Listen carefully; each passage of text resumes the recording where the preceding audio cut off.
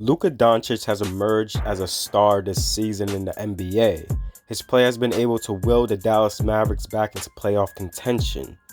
We all know that Luka is an exceptional playmaker, rebounder, and scorer in the league. Now, I believe that Luka is a guy that is the second coming of Larry Bird. His talent is that remarkable. But with every player in the league, everyone has their strengths and their weaknesses. For Luka, his most glaring weakness right now is his shooting. Now, I know that over time, Luka will get better. The man is only 21 years old, so he has plenty of time to increase his percentage. Currently, he is averaging 28.7 points, 9.8 rebounds, and 8.7 assists on 46.1% from the field, 31.8% from three, and 75.2% from the charity stripe. His true shooting percentage is around at 58%. Now, Luka is a fantastic finisher at the rim. There's nothing on that end to worry about. The worry comes from his 31.8% from three and 75.2% from the free throw line. I don't think it's an understatement to say that he is one of the worst high-volume three-point shooters in the league this season. Ideally, you would want a star like Luka to be around that 35% mark from three and around 80% from free throw. With that 31.8% from three, teams may look at that and start preferring Doncic to shoot the ball more. We all know that Luka loves his step-back threes, and this has become his go-to move, with him being the primary ball handler. Luka has attempted 491 threes and made 156 this season. Each game, he attempts around 9 threes a game. Majority of those threes are coming off of pull-up situations, where he's knocking them down at 32% with around 7.6 attempts. Luka barely gets any catch-and-shoot attempts, which I feel would boost his percentage rather than just leaning on step-back threes as his main source of three-point shooting. Luka only attempts 1.3 catch-and-shoot three-pointers a game, and he is only knocking it down at 26%.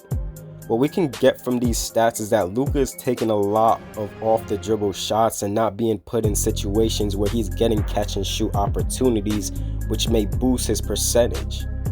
Luka does convert his step-back threes at a fair amount of times, and that number will only get better with time. There are times he really does fall too much in love with step-back three-pointers, and he takes a lot of questionable shots that either miss or sometimes even air balls. Can he make difficult shots? Yes, he can. He has shown this night in and night out, but he also takes some questionable ones too. He makes a lot of difficult shots, but those open, easy shots, he can't convert. Luka is so used to those difficult shots that he has become numb to the easy ones. Also, those questionable shots comes as a problem of the lack of shot creators and playmakers on the roster. Here's the problem that goes with the Mavericks and Doncic. They don't have a secondary ball handler who can play make or create at a high level. Luka is the only elite level playmaker and shot creator on this team. Yes, they have Tim Hardaway Jr. and Seth Curry. They can create their shot a bit, but it's not at a high level. And they are mostly catch and shoot guys. They're not really playmaking or trying to get shots open for other guys. They do have JJ Barea, but the two just don't fit well with each other on the court, as they are both ball dominant players. This is the one thing I feel the Mavericks are missing. Someone in the backcourt with Luka to take the pressure off of him a bit. The best example I could put is the pairing of Luka and Goran Dragic at Eurobasket a few years ago. Another creator in the backcourt with Luka that can get him good shots and also take off the scoring pressure from him.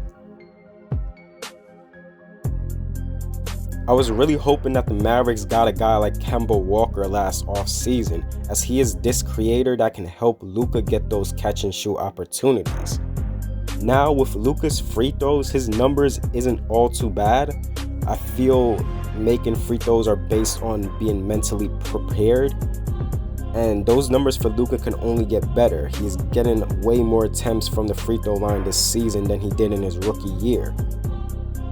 With all this being said, with his shooting, it is honestly one of the more difficult things to measure about his game. But even without being an above average shooter, Luka is still pretty damn good, as he is an MVP caliber player. If there is a balance in the amount of off the dribble shots and catch and shoot shots he takes, I feel that he can easily hit that 35% mark and maybe even range around the 40% mark. There isn't anything funky about his shooting mechanics. It's actually pretty beautiful to watch.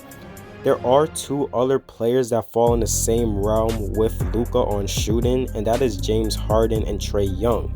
These guys aren't getting that much catch and shoot opportunities. Trae Young is shooting it at 36% from 3 this season, and he is attempting basically the same amount of threes as Luka, and same with Harden.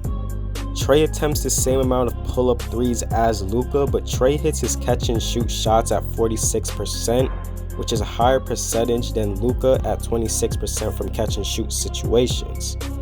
Trae does have the same amount of opportunities catching and shooting with Luka, so this pushes his percentage up. There honestly isn't too much of a glaring difference between Trae Young's shooting and Luka's shooting.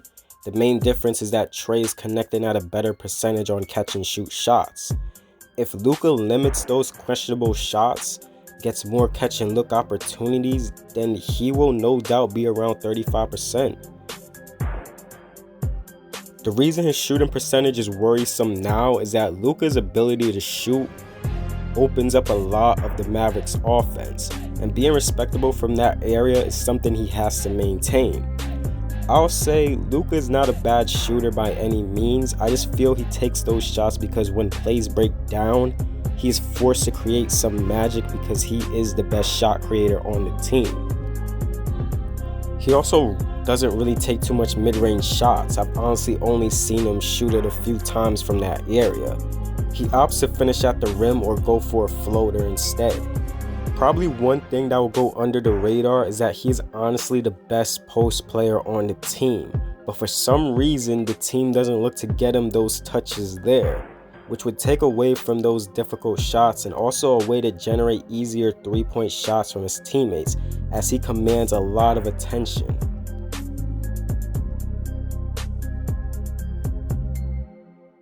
With what Luka did this season and being an MVP caliber player, despite his confusing shooting season, he has achieved a lot, and it makes you think in a couple of years, when his percentages improve, how even scarier a player he will be.